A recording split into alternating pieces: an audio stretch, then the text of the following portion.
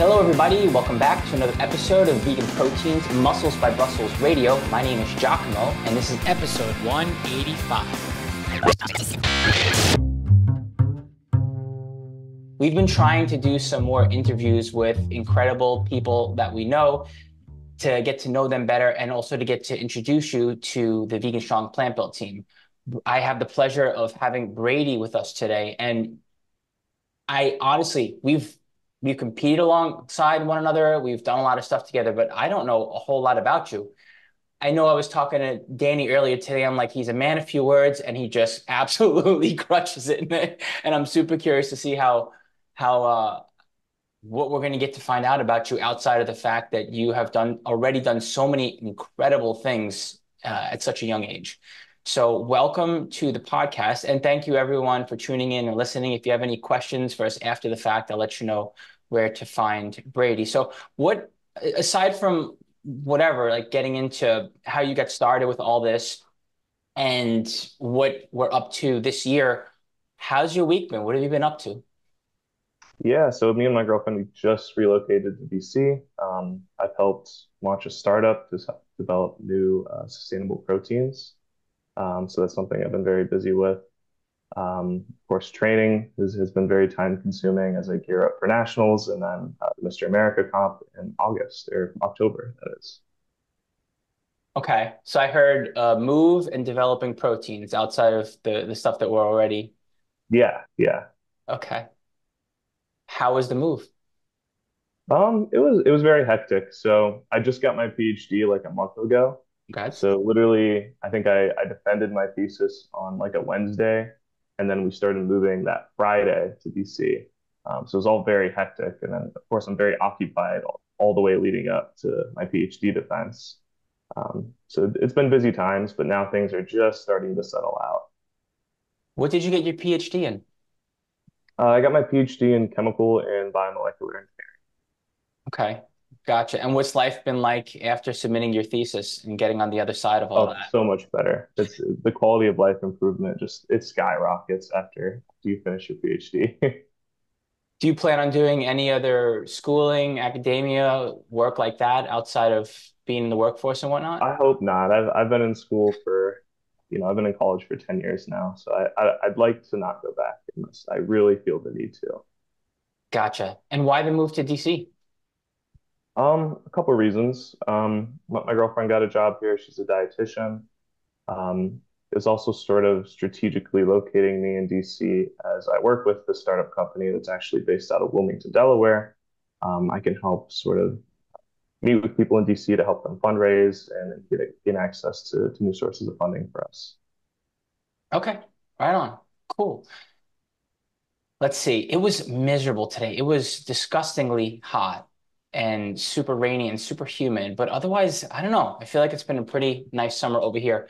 I keep watching the clock tick and realizing that it's almost right around the corner. Right at the time that we're recording this, we still have around 11 weeks, but by the time this episode comes out, it'll be like 2, 3, 4 weeks, something like that, out from Mr. America. And I am just beyond excited about the team that we're bringing this year. I was looking at all of our results from all the previous years of competing. And I think 2017 was when we were at our absolute best. We medaled the hardest. We had the largest team. We competed in most sports. I believe I think we may have medaled harder last year, but I have a feeling this team is just going to absolutely set the bar as far as how competitive we're going to be able to be. And with you stepping up as the team captain, you brought so much fresh new talent and literally stacked the books in every single weight class. I believe the words I remember you saying was something like you want them to feel the pressure in every single weight class category, that there is a vegan that is that competitive that is likely to win. That's exactly right. I want them to be scared when they see the Vegan Strong Plant Built team walking in. And when I think of some of the athletes and the passion that they bring, not just the numbers they put up and how they perform, I would be surprised if the competition wasn't a little bit scared, competition aside. Yeah. I feel like we should do a quick rundown, like highlighting some of the athletes because there's so much talent here. And I feel like it's my duty as captain to highlight them. So, of course, there's myself who won the national championship in powerlifting last year, the USPA drug tested nationals. Then I won Mr. America last year as a middleweight, and have fully transitioned to strongman since. Another really talented athlete we're bringing back is Angeline Burba, who, of course, is the three-time France's strongest woman. And then she's also the world champ at Static Monsters, which is a big strongman comp, which is a max deadlift and a max log lift. Then we're also bringing this year for the first time Tom Butts, who just won World's Strongest Natural Man under 90 kilos. Andrew Keys, English Strongest Natural Man under 80 kilos. We have Rick Carroll, who just won the Northeast Regional Championship, and he has multiple Arnold invites now. We're bringing back Reina Seri, who's a hybrid powerlifter strongman to compete again as a novice. Bringing Melissa Busta, an IFBB pro turned strong woman. Gigi Balsamico, who's a really strong, big potential down the road. She just won the Delaware State Championship, as well as Colin Ferrier, who's had some massive lifts recently. So we have a very strong team this year. And last year, our strongman team, we brought 7 athletes. We did unfortunately have one injury, so really out of the 6 athletes that finished the competition, we had 5 podium finishes, and 3 of them were first place. Nice. What do you expect this year from your team specifically in comparison to last year? So the first place finishers at the strongman competition, they get tridents, and I think you can see one back behind you over your shoulder there. Um, so what I want this year, we got 3 tridents last year. I want to beat that this year. I want at least 4, at least. So that's my goal as captain. Okay, so we get to walk around the casino, hopefully with 2 times the amount of tridents, with the potential to do twice as much damage as we did last year. Exactly. That's exciting. I cannot wait to cheer y'all on and to root for you and to see you do your thing in October. So, walk me back to how this all got started to you. Did you start playing sports at a young age? What was your interest back then? So my first love in sports was really football. And actually, the started playing football in middle school is because I wanted to get girls. And then I slowly developed the love for the sport. But initially, I just wanted to get girls' attention. But then I graduate high school and I went on to play football at a smaller college outside Cleveland. Um, and I get put in, get some reps in my very first game of the season. And like within the first couple plays, I fractured my spine, which completely ended my football career right out the gate of college. Um, so I lost scholarship and I had to transfer universities. Ended up at the University of South Carolina, where my family had moved. Um, and there I had really started to develop more of an interest in science and resolving climate change. All the while this was going on, I'm still dealing with severe back pain. My back, it really hadn't fully healed. So when I fractured it, I snapped 2 of the transverse processes off, which are the tips of the vertebrae. So those are just gone now. They dissolved. They're completely removed from my spine. So my back is having some major issues still. Like I'm having trouble just doing day-to-day activities, a lot of physical therapy. Um, so meanwhile, I'm still trying to lift and get my back right. I also start doing research. And in my research, I'm trying to take the carbon emissions driving climate change and convert them into chemicals to mitigate climate change. And meanwhile, while I'm doing this, I realize, looking where the carbon emissions driving climate change are coming from, a major portion of them are coming from animal agriculture. So it didn't feel right for me to be working in the lab, doing all this work to reduce emissions, and then going home and eating a burger. So at this point, I started to get more interested in, I didn't like committed like, oh yeah, I'm going to go vegan at the time. I was like, okay, I'm just going to like take out red meat of my diet and see how things go. Of course, I was fine. And then I'm like, okay, maybe I'll push this a step further. And then I remove all meat from my diet, or besides fish, I do a pescatarian step. I'm like, okay, things are going well. I'm the strongest and leanest and the best performing I've ever been. My back's getting better. Then I transition to vegetarian, and of course, slowly and slowly get to vegan. So that's my story of how I arrived at veganism. And when I arrived at veganism, of course, I'm getting a lot of criticism from people like, oh, you're never going to be, get stronger as a vegan, this and that. So I'm like, okay, I need to prove people wrong now. So I start competing in powerlifting. So it actually never powerlifted prior to being vegan, which I think is a cool way to sort of prove to people you can build muscle as a vegan and you can get stronger. Um, and you can see over the 5 years I competed in powerlifting, I was getting better and better each year.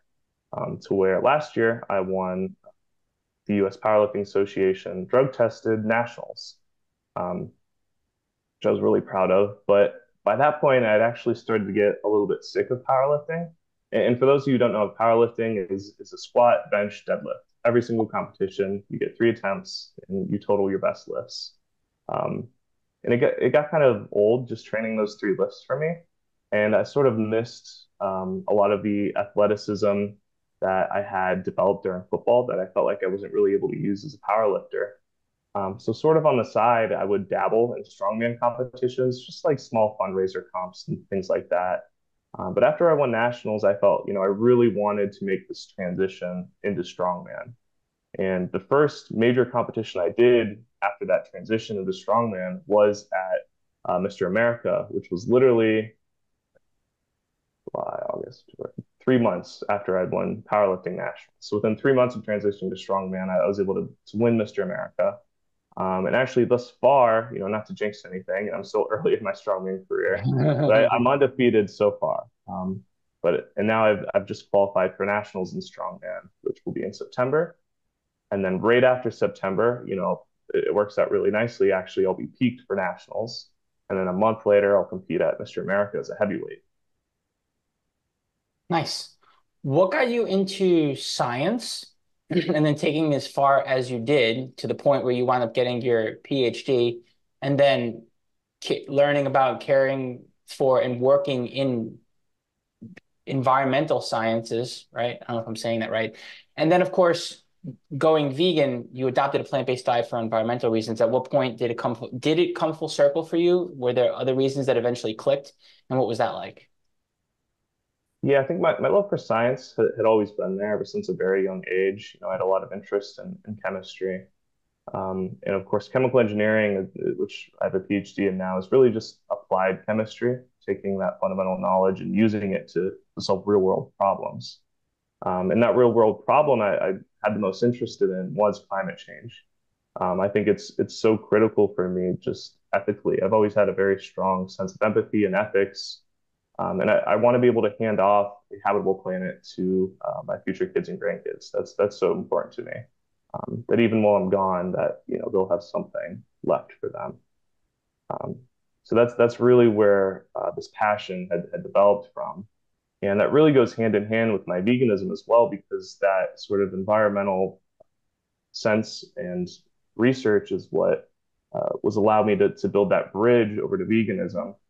And once that bridge was built, I could begin to see a lot of the health benefits and the animal rights benefits and some of the other aspects of veganism that I didn't have a good of a lens into without that bridge through sustainability. But you kept up with sports the entire time. And when Yeah, you yeah.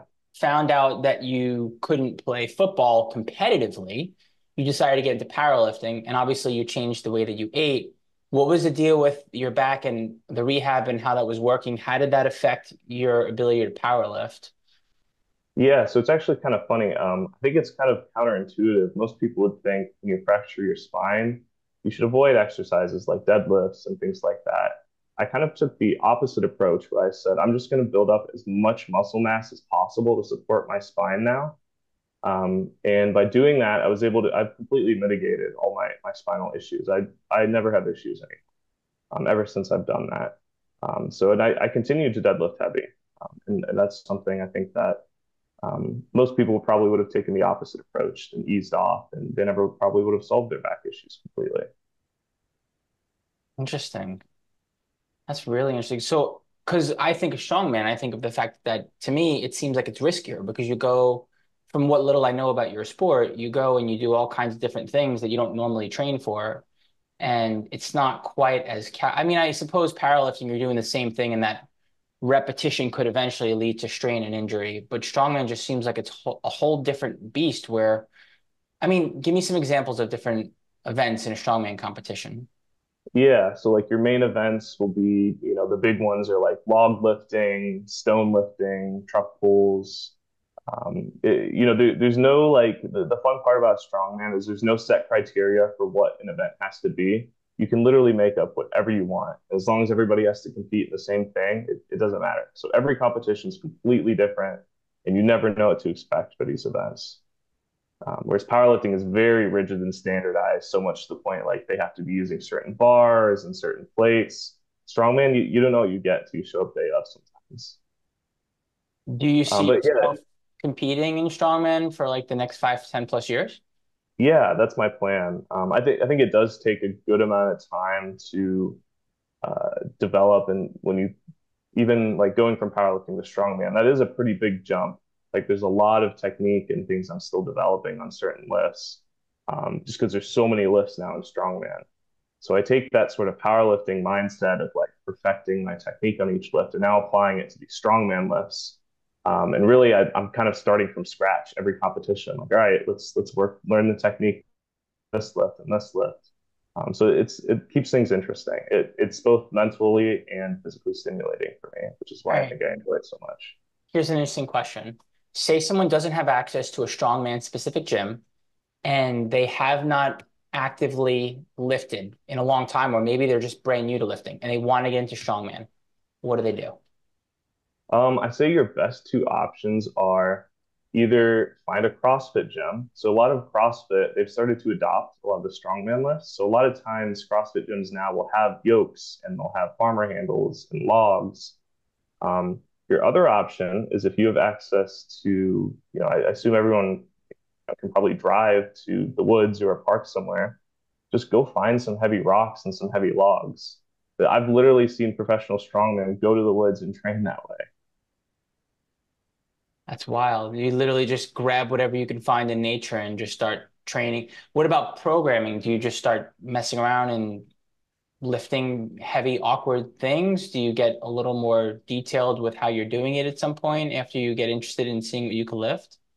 So when I power lifted, I did all my own programming, all my coaching, because I was able to take, my programming from one comp and then reapply it to the next and just make slight tweaks. In strongman, I honestly just don't have the bandwidth or the time to like do complete programming from scratch for every competition I do. And I'll compete maybe 4 or 5 times a year. So I've hired a coach now to handle that for me. Gotcha. Okay. Yeah. I'm trying to think back to when I was a kid because I know I definitely had that period of time where I did things to for girls to be interested in me, but I don't think. Well, no, I wanted to look a certain way, not necessarily because I played tennis, but I wanted to Mm, look a certain way, and I think that's what led to me doing bodybuilding. Eventually, yeah. that idea of looking a certain way so girls would notice me. But then Hmm. eventually, you fall in love with the sport that you're doing more than whatever it brings you externally because you just enjoy it. And to me, it's just super interesting how you pivoted from three different sports, and it's just like quite the transition, I'll really. say that's actually not in strongman. That's not all that uncommon. Strongman is such a versatile sport that the people that do the best are generally very athletic. They have, a background in multiple sports before they get to strong. Like Mitchell Hooper, for example, probably the top strongman out there right now in terms of consistency. He ran marathons, he powerlifted. I think he also played football and some other sports before he actually got to strongman and being the top strongman today. So being more competitive, the results speak for themselves, right? It's a conversation opener and people start to ask you questions about how you eat and why you do what you do. But what are your hopes when those conversations come your way and people are like, wow, you're undefeated. Why are you doing this and how are you so competitive? What do you hope to achieve by being a vegan activist? I think that the main thing I hope to achieve is that I think there's a lot of people that are considering plant-based diets, but they'll immediately push it aside, saying, "Okay, I can never be strong and athletic on a diet like this. And then they see me, and then that this is a complete paradigm shift from what they've been taught for so long, or what they've seen from, social media and things like that. So I really just want to challenge people's beliefs and really prevent them from having the excuse of, I can't be strong or athletic.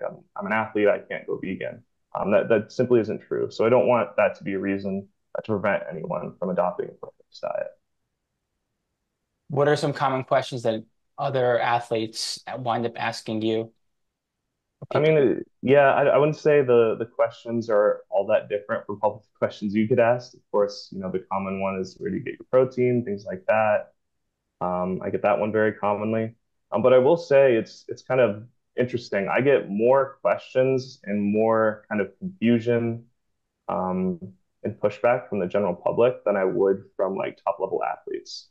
The higher level athletes I'm around, they kind of just get it, and maybe they appreciate my performance more, and understand how macronutrients work a little bit better, to where they don't question it quite as much as the general public would, which is interesting.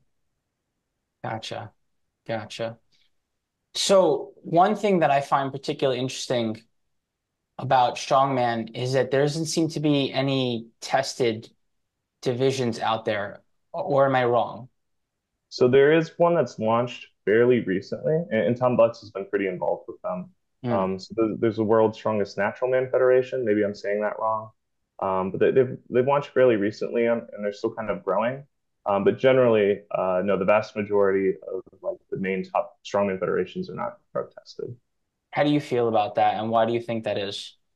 Um, a lot of it has to do with the history of strongman.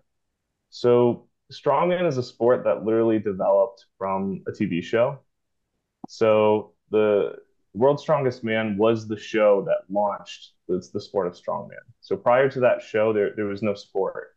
They literally just wanted to take, all the top strong men from different sports, football and wrestling and Olympic lifting, and just see who the strongest was. And then they kept doing that each year. And suddenly it started to become a sport that people would actually train for and specialize just in competing in that. And when they started that, they made the decision not to have it drug tested, probably just due to cost, to be honest. They probably just didn't want to deal with the extra cost of drug testing athletes. But a lot of those athletes that competed in the original World's Strongest Man were drug tested in their own individual sport. Um, so yeah, it's kind of interesting. And nowadays, I'd say people, it's a lot of times it's for the viewers. Like the viewers just want to see these like massive, bulky monsters competing at World's Strongest Man. So they don't want to impose drug testing on them. Um, but I'll say if strongman was drug tested, it would be nice. It would be a very good sport for the Olympics because it is done very much on an international basis. Like it's not just a U.S. dominant sport. Like it's very big in Europe. Gotcha. Do you see that being a possibility? Do you see the tested side of it growing?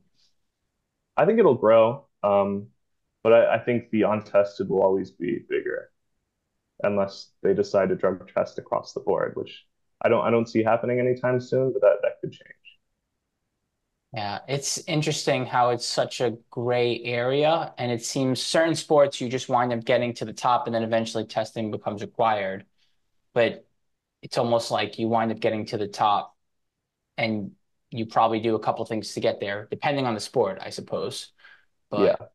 yeah, it's really interesting. What I love about our team is that we are, in fact, all natural athletes and PED free, which is really cool. I just wonder what that is like when you're competing against athletes who are not. Yeah, it's interesting. I don't know. It's definitely possible for, drug-free athletes to go head to head with athletes that aren't PEDs. PEDs sort of, I guess the best way to describe it is I'd say they probably unlock more potential for you as an athlete, but they don't necessarily guarantee you're going to be a better athlete, if that makes sense. Like you still have to put in that same amount of work, and if a drug-free athlete is still putting in that work and staying ahead of you, you might not necessarily just beat them by default. Like I know people who have gone on PEDs and just like not really worked out, just assuming it would make them stronger. That's not really how it works. from what I understand. Gotcha. Yeah. So I find that particularly interesting because it almost seems like we have our work cut out for us as a team because we are natural athletes, but not to say that everyone out there is on PEDs, but there's bound to be some athletes that you compete against that are not drug free, and yet, Oh yeah, I'd say once you get to the like when I'm at nationals competing, the majority of the men I'll be competing against will be on PEDs, without a doubt. and you're winning. Yeah, generally, so far so good.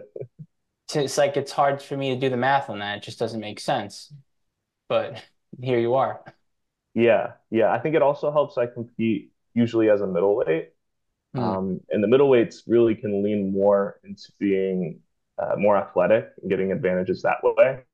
Whereas once you get into the weight classes that just don't have a top end on the weight, like the super heavyweights, you can just keep getting bigger and bigger and bigger and bigger. Whereas I have a top end for my weight. I can't weigh any more than I do now.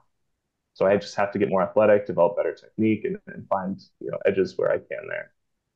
Gotcha.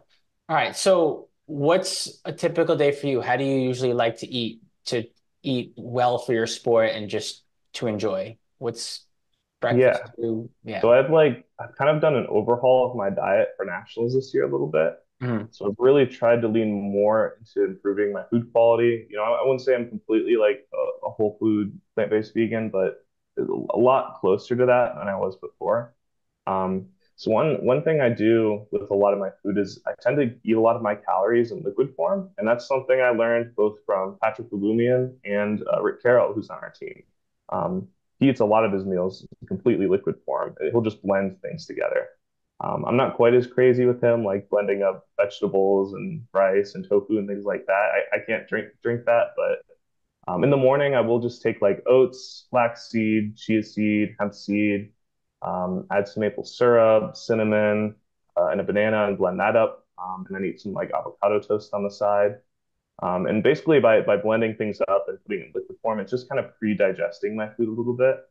Because once you start to need to consume, 4,000 plus calories a day, it gets really hard to do that on a whole food plant-based diet. It starts to be challenging to digest the sheer volume of that food. But if you just blend some of that up, it takes out some of the digestive work. So that's what I'll do for my breakfast. Then I'll usually have a protein shake sometime after that. For lunch, my lunch will vary week to week quite a bit, but lately I've been big into doing like falafel on pita with some hummus, kale, rice, and eating that all together. Then usually throwing in some fruit on the side. Then in the afternoon, I'll have a snack of usually some nuts and dark chocolate. Um, and then I'll throw in some berries typically. And then once I get to dinner, this is usually the largest meal. I'll make a giant stir fry of rice and tofu, mushrooms, and essentially whatever vegetables I feel like having that week. And then I'll also make a giant smoothie, probably about half a gallon smoothie of mixed berries and beets, orange juice, and protein powder. And that's sort of what I'll eat in a day. Okay. So you're blending up the fruit after dinner, and then you're starting in the morning with blending up different kinds of food, I think. Right. Yeah, so I would take oats and seeds, Yeah. soy milk, Yeah. banana, and blend that up. So basically, places where it's still palatable for me to consume my meals in liquid form, I'll do it in liquid form. But I don't do anything like too gross. Some people will literally liquefy all their meals for the whole day. Yeah, yeah. Like if you get the chance to talk to Rick, you'll ask him about his meals that he just has in jars. It's just, whatever he has laying around that he just blends up, vegetables, lentils, whatever. He's eating more than you, though. He must be. We probably eat about the same. I Okay. mean, we compete in the same weight class. We're about the Okay. same size. So, Okay. He just does it like that. That's just his thing. well, I think that's just his work style. I believe he work. I don't want to speak, but I believe he works for like a moving company. So he's like Right. on the go a lot and needs to be able to like slam his Yes. meals down quickly in the car. And Mm. that's what works for him. Gotcha. Gotcha. So you have a little more access to be able to prepare your food in a little more of an enjoyable way. You have a little more Yeah. time on your hands. But if you didn't, that might be a different way to get it done. So Yeah. blending up at least 30% of your food, especially when you're eating whole food, mostly whole food plant-based because you can more easily digest everything and you can fit it in without having a super full stomach. Um, Yeah, if you have to eat a lot of calories, that's the easiest mhm, way to do it for sure. Now, if mhm. you're like trying to cut and like minimize your caloric intake, definitely don't take that approach. But Gotcha. How much protein do you aim for? um, I'd say like I don't track very closely. So I'll track, but only every once in a while, just to kind of gauge where I'm at. But my protein intake is probably 200 to 250 grams a day, but it varies quite a bit. Okay, gotcha. So probably maybe a little more than a gram of protein per pound of body weight Yeah, on a high day, yeah. on a high day. But I compete at 231 pounds Gotcha. typically. Gotcha. Do you wind up gaining and losing weight for competitions? Yeah, so I'm starting to like walk around closer to 250. So like I have a pretty big cut to get down to 231. Eventually, I'm working with my coach and I am going to push to go into heavyweight completely. So essentially what I'll do is for big competitions like nationals, I'll cut to middleweight. But it'd be too much to do that cut again for Mr. America, so I'm competing as a heavyweight at Mr. America. So I compete both. I compete both middleweight and heavyweight, depending on how it makes sense for what I can weight cut for. All right. I want to try to have a little fun here. Tell me a crazy story that revolves around you competing, something weird that you didn't expect to happen on competition day and what it was like. Do you have a story like that? Ooh, let me think. So one funny thing that happened, I don't know if it's funny, it was kind of scary. In my qualifier for nationals, so we wear when we do the stone lift, right? We wear it like tacky. It's like tricep on our arms. But I guess I had actually put too much on, which I didn't think was possible. So I went to put the stone up on the shelf and I literally got stuck to it. I couldn't get my arms off of it. So as I pulled off, I finally got off of it. The stone about rolled back on top of me. I had to like push it back, which killed my stone run time. But luckily, I still ended up placing first. So that was kind of a weird moment that I didn't expect. So, like, what was going on in your mind when you were basically stuck to this stone and you were trying to put it down, aside from the fact that you might not win if it didn't work Yeah, I out? was kind of panicking because that never happened to me before, and I knew this was a timed event, so it was kind of hurting my time. And then I moved to the next stone, and I just hear the crowd like scared because they can see the stone rolling back on top of me. So there is some calculated and also not calculated risk. Some things can actually go down. Yeah, and because so the thing is, the Atlas stones I'd been training with, I needed a lot of extra tacky on them because they were kind of like grimy and dirty. These ones were very clean stones, so I stuck to it a lot more, and that's one thing I didn't consider. So like one of the first things I do when I get to a strongman competition now is I'll go and like evaluate all of the equipment we're about to use and like feel it out and look at it very closely. Yeah. So that's the thing I think about when it comes to sports where agility comes into play. I feel like the gear, obviously, you can control that variable, but things can, in fact, happen if you move the wrong way or if something, I don't know, it just seems a bit unpredictable in that regard. Have you ever seen anything like crazy happen that didn't go someone's way? I mean, yeah, I've seen some like nastier Yeah. injuries. Yeah. So I did a fundraiser competition recently where we were carrying like a 600-pound frame, which is basically farmers, but it's all attached. It's sort of like a trap bar deadlift. Carrying it uphill. And there was like a younger kid doing it, and he tripped and dropped it on his toe. And completely fractured it, like bone popping out of his toe, like screaming. It was pretty bad. That's probably the nastiest injury I've seen, luckily. The So thing nothing that worse. I am most impressed about when it comes to athletes who are super competitive is that it doesn't matter if they get hurt.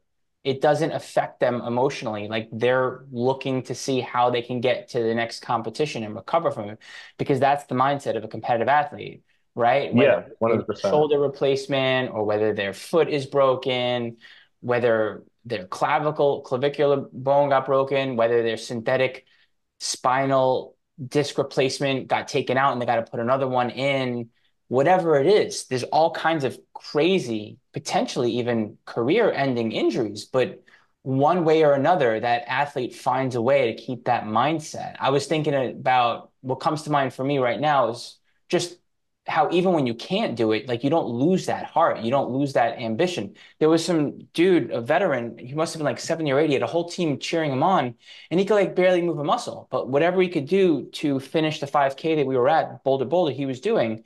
And you could just tell it was like, you just have the heart and the mind of an athlete. But ideally, you keep going and you don't get a career-ending injury.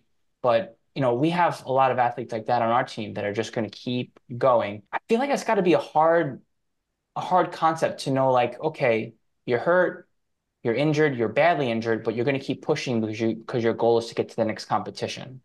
Yeah, so when I competed in April, my qualified for nationals. I was actually competing on a torn meniscus in my knee. So my surgery to repair this was literally the week after my qualifier competition. I worked with my surgeon and my doctors to literally schedule it the week after. And I did work closely with them to so prepping for that competition, I basically had one good knee and I had to rework my technique for every event so that I wouldn't damage the meniscus on. So I had to do certain things like stack my joints properly, and all my technique changed. For the stones, I couldn't squat down to pick up the stones. I had to do like a straight leg deadlift to lift the stones. So anything to avoid basically squatting down in the events, I did, and I ended up winning that competition despite having that injury. And now I'm honestly within 2 months of that surgery, I'm 100% fully recovered, already setting new PRs. Knee doesn't bother me at all. Yeah, stories like that to me are super inspiring because they show others what you can truly be capable of. You can work through things while getting more athletic. You can work through things while becoming more competitive. It's just a different path, potentially a little bit of a riskier and scarier path. But if you do it right and you try your best to work through things, you can, like you're living proof. You can get on the other side of it and still recover from your injury and do what you have to do. It's just a matter of where your priorities are and what you're willing to do to get there. So that to me, those kinds of stories are incredibly inspiring because when someone gets hurt, it's the controllable that I feel like people enjoy the most because you're active, it feels good, and it's hard to do the things you need to do to recover and focus. But Mhm. that's the stuff. Like that's what's going to get you on the other side of it, not just being bummed out over the fact you can't train the same way. So it's admirable that you were able to do that. And to me, that's again like some of the most inspiring stories that I've heard of are people just like that. Yeah, totally. Uh, what else, Brady? So tell me, is there like a shelf life to how long you can do your sport? So strongman's kind of an interesting sport because most people they peak probably around sometime in their 20s. Strongman guys usually peak, closer to their 40s, like 35 to 40 range, because it just takes so long to develop that base strength and muscle mass that you need to do well in strongman. So the careers tend to be a little longer for the guys that do well. Now, of course, that longer career means you have a lot more time for injuries too. So there's sort of that downside of it. But basically the goal for me is to stay healthy and then keep progressing and getting stronger and stronger and stronger. And knowing by the time I hit 35, which I'm 27 now, I'll be very competitive and hopefully competing at the highest level of strongman. Nice. There's your ultimate goal. Cool. How can our listeners and watchers find you in the future? Yeah, so they can find me on Instagram at Vegan Hercules. Then I'm also on TikTok at Vegan Hercules. Vegan Hercules, right on. And I'll put that in the show notes. I thank you so much for your time today. You're a very busy person and you're already contributing so much to what we're doing. I'm super psyched to watch your team and cheer you all on. And I'll see you soon. Thank you, everybody, for tuning in to another episode of Vegan Proteins, Muscles by Brussels Radio. Feel free to reach out to Brady at Vegan Hercules on TikTok and on Instagram. And of course, you can reach out to us at Muscles by Brussels and at Vegan Proteins on all the socials. You can also hit the contact button on veganproteins.com for anything, including coaching, and we'll be getting back to you right away. Once again, my name is Giacomo. This is Brady, and we'll talk to you soon.